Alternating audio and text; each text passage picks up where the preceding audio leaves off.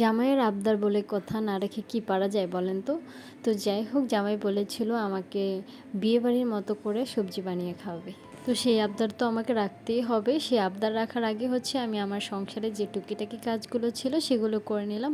বেসিনটা একটু ময়লা হয়েছিল, তাই এটাকে একটু পরিষ্কার করে নিলাম। আর আমি ক্লিনিং থাকতে অনেক বেশি পছন্দ করি, পরিষ্কার পরিচ্ছন্ন খুবই ভালো লাগে আমার কাছে।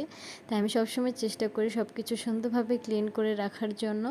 তো যেহেতু সে সবজি খাবে, তাই সেজন্য সে বাজার থেকে পেঁপে আর গাজর নিয়ে এসেছিলো। এগুলো আমি বের করে নিচ্ছিলাম। যেহেতু বাইরে বৃষ্টি ছিল, তাই প্যাকেটটা একটু ভিজে গিয়েছে। তো এগুলো আমি সুন্দরভাবে কেটে নিচ্ছি সবজির সাইজ করে। এখানে কাটতে কাটতে আমার একটা জিনিস মনে হচ্ছিল যে গাজরটা আপনাদের ভাই এনেছে সেটা চায়না গাজর। এই গাজরটা আমার কাছে খুবই ভালো লাগে, কারণ একদমই প্লেন, একটু মানে ফালানো যায় না। আর আমাদের দেশি যে গাজরটা থাকে সেটা অনেক শক্ত, সেদ্ধ হতে চায় না ভালোভাবে। আর এই গাজরটা কিন্তু খুবই ভালো সেদ্ধ হয়ে যায়, আর দেখতেও অনেকটা সুন্দর। আমার কাছে এই গাজরটা খুবই ভালো লাগে, আমি মাঝে মাঝে শুধুও খাই, আমার কাছে ভালো লাগে। তো এইখানে আমি সুন্দরভাবে এগুলোকে কেটে ধুয়ে নিচ্ছিলাম। ধুয়ে নেওয়ার পর আমি এক পিস বুকের মাংস, মানে এক পিস চিকেন আমি গরম পানিতে সেদ্ধ করে নিচ্ছি, যেহেতু চাইনিজ সবজি বানাবো, ভেজিটেবল সবজি আর কি। তো এই মুরগির মাংসটা সেদ্ধ হওয়ার সাথে সাথে আমি এর মধ্যে পেঁপে আর গাজর দিয়ে দিয়েছিলাম। এখানে আমার 3 রকমের বাদাম লাগবে, তাই সে বাজার থেকে 3 রকমের বাদামই নিয়ে এসেছিলো।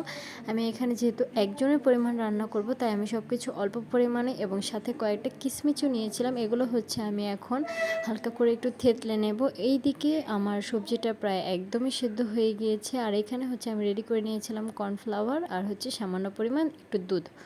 তো চুলায় একটি কড়াই বসিয়ে দিলাম, সামান্য পরিমাণ পেঁয়াজগুলোকে ভেজে নিচ্ছি। ভেজে নেওয়া হয়ে গেলে এর মধ্যে আমি কোনো আদা রসুন ইউজ করব না, শুধুমাত্র যে বাদামের পেস্টটা করে রেখেছিলাম সেটা এর মধ্যে দিয়ে দেব। তো এটা একটু ভাজা হওয়ার পর আমি এর মধ্যে সামান্য পরিমাণ লবণ দিয়ে দিলাম। এগুলো একটু সুন্দরভাবে ভেজে নেব, যেহেতু বাদামের কাঁচা একটা স্মেল আসছে সেজন্য। তারপর এর মধ্যে চিকেনগুলো যে টুকরো করে রেখেছিলাম সেগুলো দিয়ে দিলাম। সেগুলো দেওয়ার পর আমি সেদ্ধ করে রাখা সবজিগুলো এর মধ্যে দিয়ে দিলাম, আর সামান্য পরিমাণ পানি। তারপর আমি এর মধ্যে ইউজ করব ঘি। আমি এখানে 1 চা চামচ পরিমাণ ঘি ইউজ করেছিলাম। তারপর এর মধ্যে দিয়ে দেবো গুলিয়ে রাখা কর্নফ্লাওয়ারগুলো, যেহেতু তারা আগে ইউজ করে কর্নফ্লাওয়ারটা, আমি একটা ভিডিও দেখে সবজিটা বানাচ্ছি আর কি। তারপর দিয়ে দিলাম গুলিয়ে রাখা দুধগুলো।